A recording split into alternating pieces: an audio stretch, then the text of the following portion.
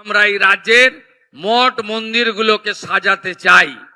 আমরা আমাদের এই যে ধর্মীয় তীর্থক্ষেত্রগুলি রয়েছে তাকে সাজানোরও বড় পরিকল্পনা আপনারা আগামী দিনে দেখতে পাবেন।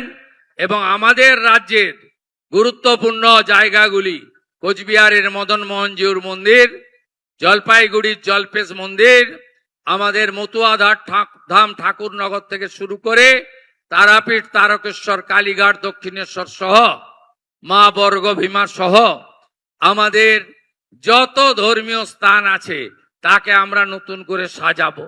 আপনারা জানেন দীঘাতে বিগত সরকার খাতায় কলমে একটি কালচারাল সেন্টার করেছিল। সেই কালচারাল সেন্টারে আমাদের সনাতন সংস্কৃতিতে 4 ধাম আছে, যার মধ্যে পুরী ধাম অন্যতম। ধাম শব্দকে আমরা সরিয়ে দিয়েছি।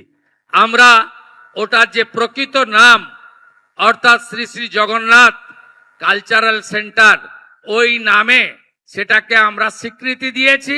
কিন্তু ওই ক্যাম্পাসের মধ্যে প্রভু জগন্নাথ দেবের যেখানে পুজো হয় সেই জায়গাটুকু মন্দির হিসাবে তার আমাদের যে সংস্কৃতি রয়েছে সেই সংস্কৃতি মেনে পবিত্রতার সঙ্গে পূজা পাঠ প্রসাদ হবে,